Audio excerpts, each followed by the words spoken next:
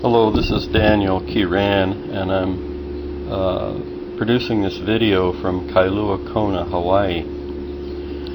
And I've been thinking for quite a while now about producing a video on the gospel of atheism.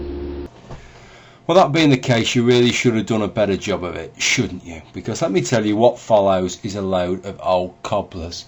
Hi everybody, my name is Jim and I am producing this video from Grimsby in England. And this is a bit of a deconstruction of a couple of videos from somebody called NadNareek. The rest of the title I added. He doesn't regard himself as a beardy freak, I don't think.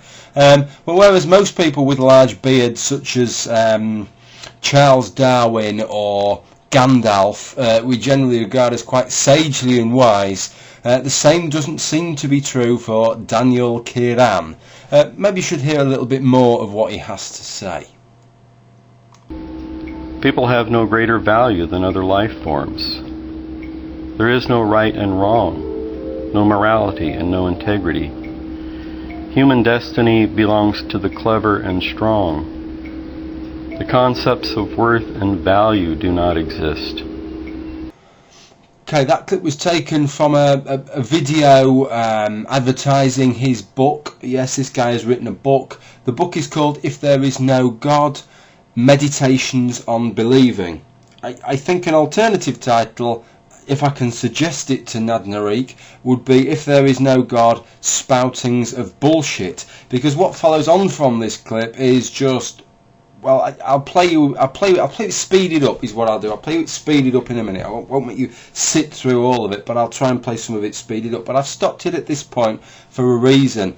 And the reason is that it's at this point that I decided to make a text comment to him to make a reply. There is no morality. If there is no God, there is no morality. I thought, excellent. I made a video a couple of weeks ago just for this is the kind of thing where rather than have to go through an idea of morality, an explanation of morality that doesn't require a theistic perspective, I'll just highlight in my video and just briefly explain the position. I wasn't rude, I wasn't offensive, I wasn't aggressive, I just made the comment. When I clicked the button I had the classic your comment is pending approval, and the comment has not appeared. Since then I've made another couple of comments on one of his videos. Neither of those comments appeared, hence why I'm making this video now. Maybe just maybe he might actually listen to the video, because he obviously couldn't give a shit about the comments I was making. I would like to know, NadNareek, I would like a refutation for the video I've made. Why does it not apply? What's wrong with that? I think it's actually quite a good explanation of morality.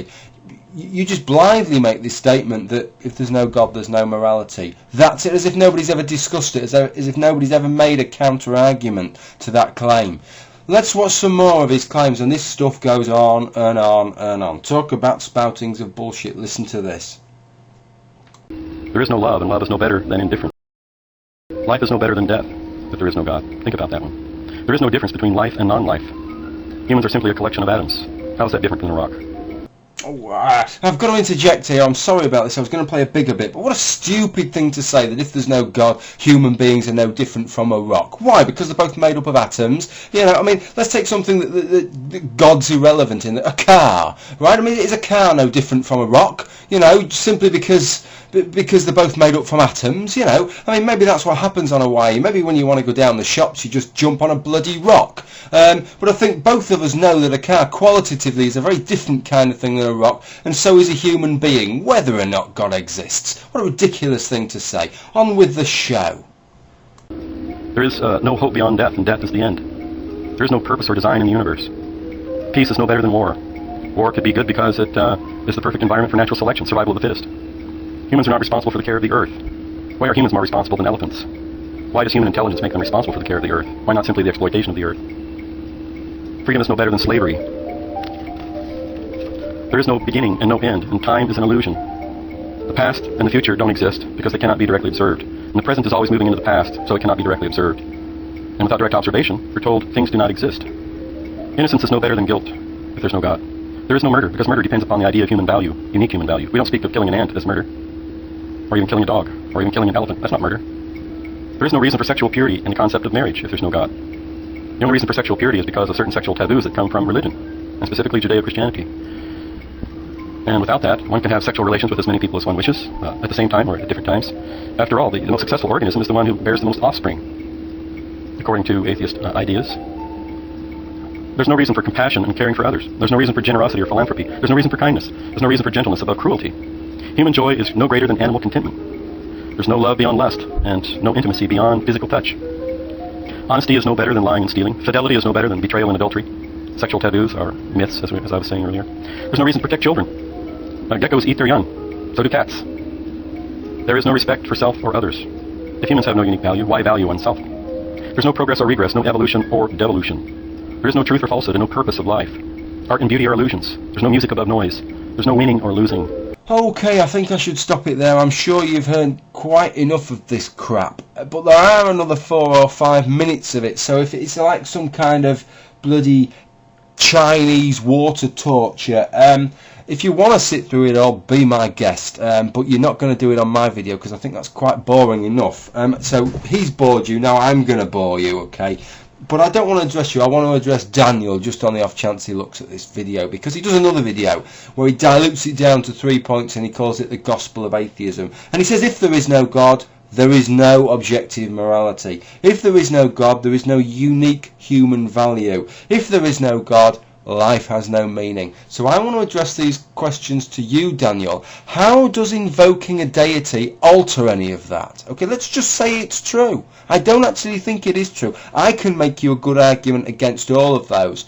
But let's just say that it's true. How does invoking a deity change anything? There is no objective morality. How does invoking a god make morality any more objective? Surely it's just God's whim as to what's moral for us to do, isn't it? So where's the objectivity in that? Or does God base his morality on something else? Well, if he bases it on something else, then it can be just as objective without him being there as with him being there. The same with this unique human value. Isn't he just giving us this value? How does that make it objective? Again, that's just his arbitrary decision, isn't it? Unless this life has no meaning. Well, the word meaning's a bit of a difficult word. Purpose is a word I prefer to use. Does life have a purpose? If you look at evolutionary theory, you can make a case that human life does have a purpose, and that's to pass on these genes. It might not be a very exciting purpose. It might not be the purpose you choose to follow in your life, but that is a very specific purpose that explains why we're here. You know, why human beings actually exist, why all life forms exist. But what purpose can you have with a god?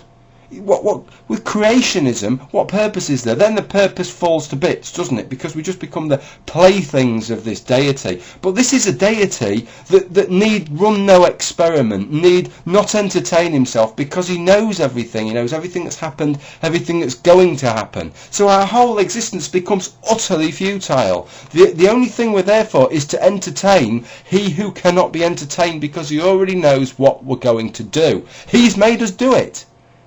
Where's the purpose? Where's the meaning? Explain that to me. And refute my morality video, Daniel. That's what I would like you to do. Respond to some of these things. Don't hide behind that great big beard of yours. Thank you for listening.